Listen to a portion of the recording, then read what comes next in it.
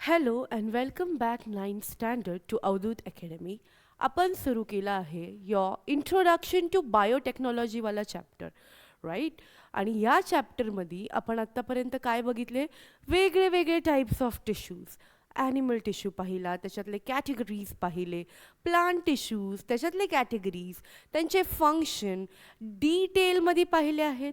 आता आजच्या सेशनमध्ये we are going to start with the term called biotechnology,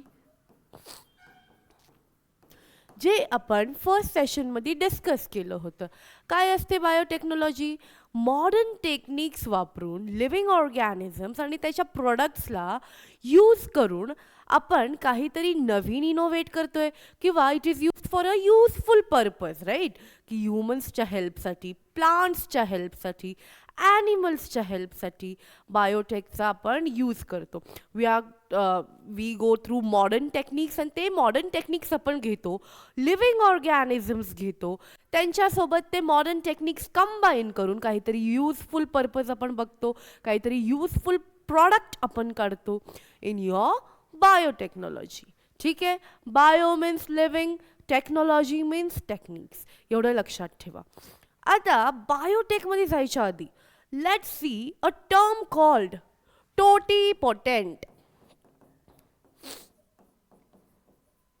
totipotent cell. ठीक आहे. काय असतं हे totipotent cell? Basically totipotent cell म्हणजे मुलांनो एक असा सेल ज्याला फेवरेबल कंडिशनमध्ये तुम्ही एका नवीन ऑर्गॅनिझममध्ये ग्रो करू शकता. Means from a single cell you can grow a new organism, be it plant or animal. अशा सेलला बोलायचं टोटीपोटेंट सेल, जो एका सिंगल सेल पासून एक नवीन ऑर्गॅनिझम आपल्याला देऊ शकतो. ठीक आहे. See, some cells in the body of living organisms are totipotent. That is, if provided a proper environment, a new organism can grow from these cells. जर प्रॉपर या सेल्सला एन्व्हायरमेंट दिलं तर एक न्यू ऑर्गॅनिझम आपण त्यांच्यापासून ग्रो करू शकतो. अशा सेल्सला बोलायचं टोटीपोटेंट सेल. आणि ह्या एका सेलपासून एक नवीन ऑर्गॅनिझम फॉर्म व्हायच्या एबिलिटीला किंवा प्रोसेसला बोलायचं टोटीपोटेन्सी. टोटीपोटेन्सी. ठीक आहे. सो तो सेल आहे टोटीपोटेंट सेल, आणि ही जी प्रोसेस किंवा ही जी कॅपेबिलिटी आहे दॅट इज युअर टोटीपोटेन्सी. ठीक आहे. Now moving back to biotechnology, तुम्हाला एक एक्झाम्पल देते. Does anyone in your family has sugar, diabetes? Basically काय होतं त्यांना? त्यांच्यात जे इन्सुलिनवाला हॉर्मोन आहे दॅट इज नॉट बॅलन्स.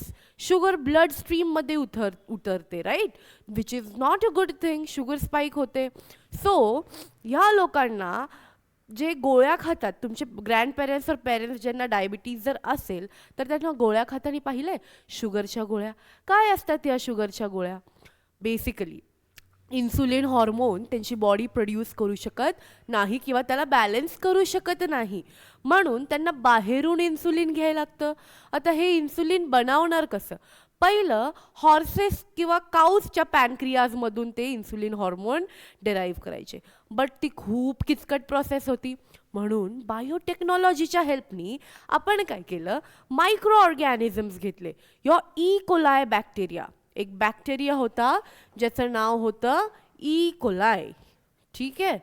त्या ई कोलायच्या मदतीने आपण प्रोड्यूस केलं इन्सुलिन, ते पण खूप जास्त अमाऊंटमध्ये. मायक्रोब्स आर व्हेरी मायन्यूट, आणि मायन्यूट अमाऊंटमध्ये असल्यामुळं एका प्लेटमध्ये आपण खूप मायक्रोब्स ठेवू शकतो, जे पेट्री डिशेस आहेत, आणि त्याच्यात ते खूप अमाऊंटमध्ये हॉर्मोन्स किंवा जे त्यांना काम दिले ते करू शकतात, right. Enzyme production, hormone production. आणि मग आपण त्या ई कोलायच्या मदतीने इन्सुलिन प्रोड्यूस करायला लागलो, आणि आता ते इन्सुलिन आपण टॅबलेट फॉर्ममध्ये घेतो आणि पेशंट्सला देतो. म्हणजे इथे नवीन टेक्निक वापरली, मायक्रो ऑर्गॅनिझम्स घेतले. मायक्रो ऑर्गॅनिझम कुठं, ह्युमन्स कुठं, steel with the help of micro organism आपण इन्सुलिन जो ह्युमन्सला लागणारा हॉर्मोन आहे तो हॉर्मोन प्रोड्यूस केला आणि ह्युमन्सला दिला. Which is a very great thing, achievement आहे. असंच बायोटेक्नॉलॉजीच्या हेल्पनी आपण वेगळे वेगळ्या ऑर्गॅनिझमकडून त्यांचे प्रोडक्ट्स घेऊन त्यांच्या हेल्पनी यूजफुल गोष्टी करू शकतो. ठीक आहे. See, with the help of this technique, it has become possible to produce plants and animals bearing some new characteristics. आणि प्लस आपल्याला त्या प्लांट्स आणि ॲनिमल्समध्ये काय कॅरेक्टरिस्टिक्स हवेत हे आपण बायोटेकच्या हेल्पनी करू शकतो. कारण आपण हे बाहेर करतोय, लॅब्समध्ये करतोय, जेनेटिक मॉडिफिकेशन करतोय. आपण थोडे जीन्स घ्यायचे. For example, if this is a mango plant आणि त्याला कंटिन्युअस व्हायरस लागत असेल तर त्याला वाचवायसाठी आपण पेस्टिसाइड्स वगैरे टाकतो, which is harmful for the soil as well as the plant. म्हणून काय केलं गेलंय, जीन्स घेतले आहेत, anti fungal anti bacterial genes, आणि ते त्या प्लांटमध्ये इंजेक्ट केलेत की जर कुठला बॅक्टेरिया किंवा फंगस त्याच्यावरती आला तर तो प्लांट टॉक्सिन्स रिलीज करणार आहे आणि बॅक्टेरिया आणि फंगस तिथं टिकू शकणार नाहीये. So again your plant is safe. आणि आता पेस्टिसाइड्स वापरायची गरज नाही. वेगळे वेगळे आपल्याला जे गोष्टी हवेत, जे कॅरेक्टरिस्टिक्स त्या प्लांटमध्ये हवेत ते आपण त्याच्यात इंड्यूस करू शकतो. ठीक आहे. See, next is your tissue culture. Tissue culture म्हणजे काय, सेल्स घेतात आणि त्याला एक्स विवो कंडिशनमध्ये वाढवतात. एक्स विवो म्हणजे काय, फर्स्ट आपण शिकूया इन विवो. इन विवो म्हणजे इनसाइड बॉडी आणि एक्स विवो म्हणजे काय, आउटसाइड बॉडी. म्हणजे बॉडीच्या बाहेर जर काय उगतंय त्याला बोलायचं एक्स विवो, आणि बॉडीच्या आत कुठली प्रोसेस होतीये तर त्याला बोलायचं इन विवो. तर बायोटेकमध्ये आपण हायब्रिडायझेशन, तुमचे न्यू टेक्निक्स वापरून एक नवीन ऑर्गॅनिझम विथ स्पेसिफिक कॅरेक्टरिस्टिक्स बनवू शकतो. ठीक आहे. की आपल्याला पाहिजेले मँगो, तुम्ही ब्रॉकली खाल्लंय, it is made with the help of biotechnology. Cauliflower सारखा दिस एक व्हेजिटेबल असतो. ऑर एल्स लेट से पहिलं तुम्हाला फक्त ग्रीन कलरचे कॅप्सिकम दिसायचे, but now you can see yellow and red also, right. Shimla मिरची तुमची. सो त्याच्यात आपण बायोटेकच्या हेल्पनी नवीन व्हेरायटी प्रोड्यूस केली आणि त्या नवीन व्हेरायटीजला तर तुमच्या पिझ्झाज आणि पास्ताजमध्ये वापरतात. सो एक थोडं एक्झॉटिक फ्लेवर आला त्याला, फार्मर्सला ते विकून जास्त पैसे मिळायला लागले. सो हे सगळं आपण बायोटेकच्या मदतीने करतोय की त्याच्यात हा कलर हवा आहे, so will put this genes in that, की उगताना त्या प्लांटचे सगळे फ्रूट्स किंवा व्हेजिटेबल्स त्या कलरचे उगणार आहेत आणि ते नंतर फार्मर बाहेर जाऊन जास्त अमाऊंटमध्ये विकणार आहेत, right. Because of the exotic nature, की काहीतरी वेगळं आहे, लोकांना एकदम एक्साइटमेंट होते की हे काय आपण ट्राय केलं पाहिजे. आणि आता असं बायोटेकच्या हेल्पनी खूप जास्त अमाऊंटमध्ये वेगळे वेगळे आपण ऑर्गॅनिझम्स, बीट प्लांट्स और ॲनिमल्स, आपण त्यांच्यात काय करतोय, हायब्रिडायझेशन करतोय, दोन वेगळे जीन्स टाकतोय, त्यांच्यात जे मॉडिफिकेशन हवंय ते करतोय. ठीक आहे. टिश्यू कल्चरमध्ये काय होतं, आता we are taking a cell or a part of tissue आणि त्याला आउटसाइड ग्रो करतोय, आउटसाइड द प्लांट बॉडी, लॅबमध्ये ग्रो करतो आपण आणि त्याच्यापासून एक नवीन ऑर्गॅनिझम किंवा ते टिश्यूला कुठल्या तरी गोष्टीसाठी आपण वापरतो. We are taking a cell in a sterile condition, लॅबमध्ये त्याला away from micro organism, away from all the dust आणि पल्युटन्स आपण त्यांना वाढवतोय आणि त्या टिश्यू किंवा सेलला वाढवून आपण एक ऑर्गॅनिझम बनवू शकतो. टोटिपोटेन्सी पाहिलंय आपण, है ना. सो आपण प्लांटच्या बाहेर पण नवीन प्लांट क्रिएट करतोय. That is your tissue culture. ठीक आहे.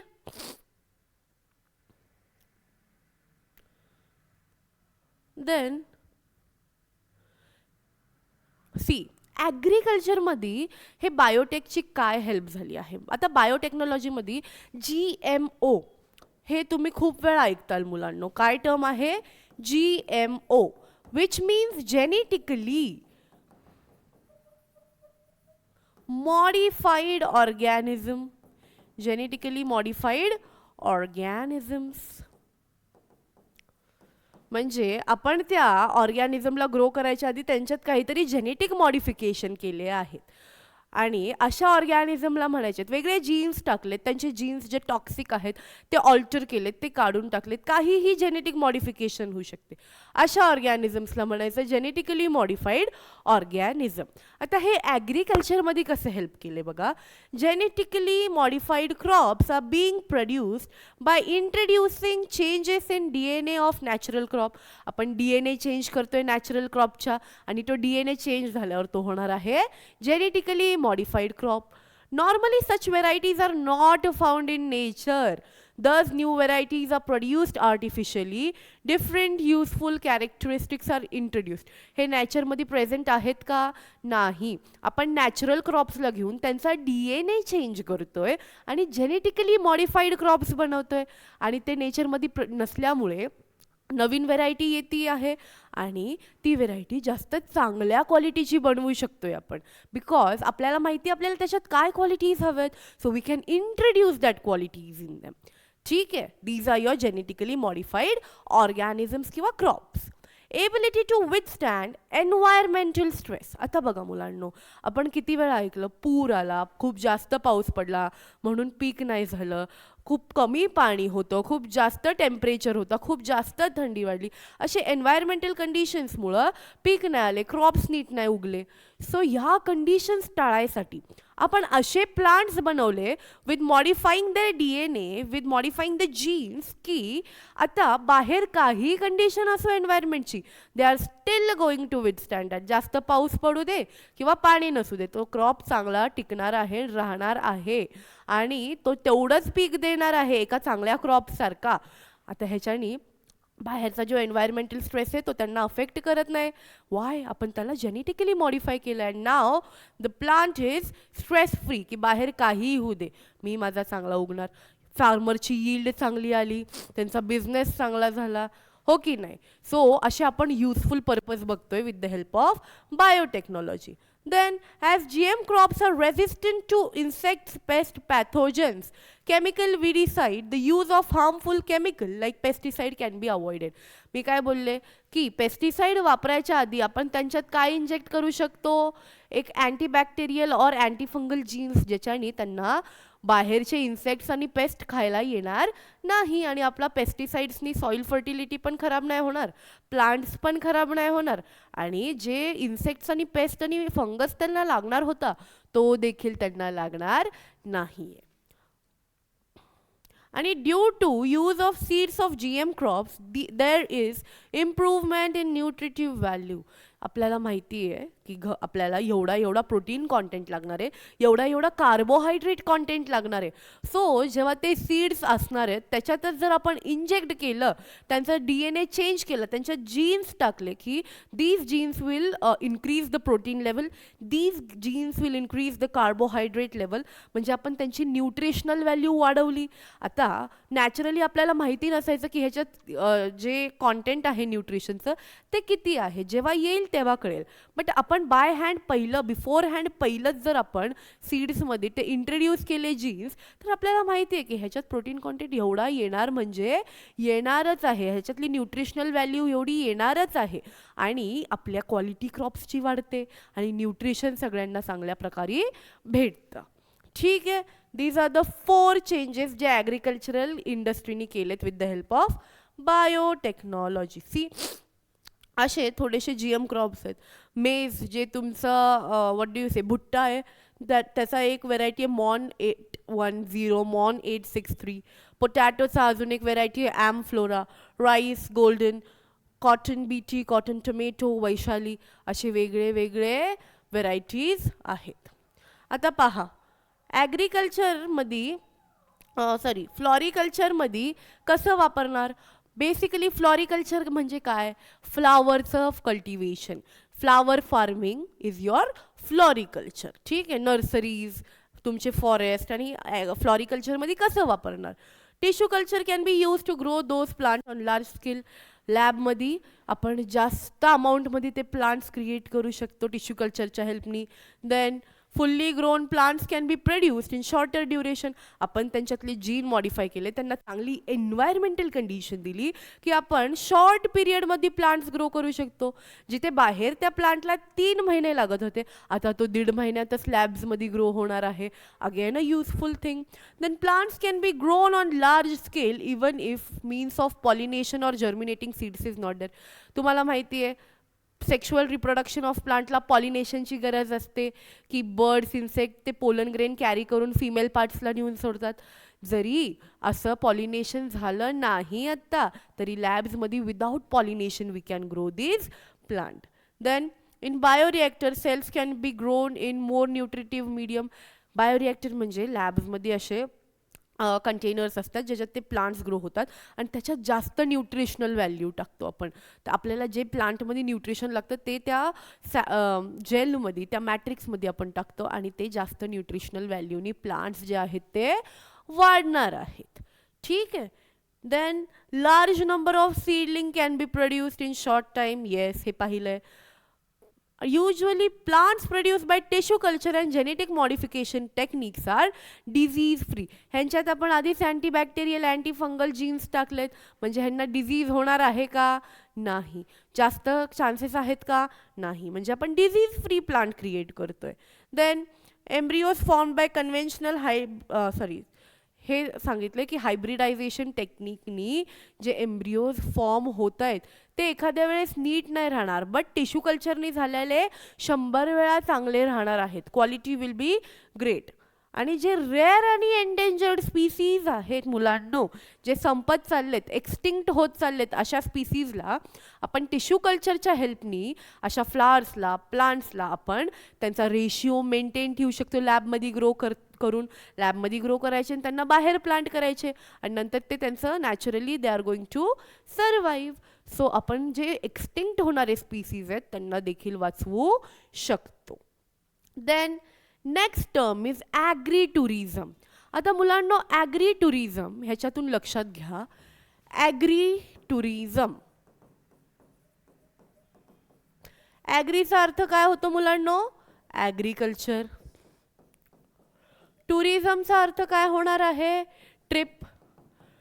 म्हणजे ॲग्री टुरिझम सेंटर असे किंवा ॲग्रो टुरिस्ट जे सेंटर्स आहेत ते असे सेंटर आहेत जिथं लोक फिरायला जाऊ शकतात इन अ ॲग्रिकल्चरल काय म्हणतात कल्टिवेशन, की जिथे तुम्हाला दिसणार आहे सगळं ॲग्रिकल्चर केलं आहे. Have you visit to Baramati agro tourism? तिथे वेगळे वेगळे क्रॉप्स, कॅश क्रॉप्स, फ्लावर काय म्हणतात फ्लॉरिकल्चर केलं आहे.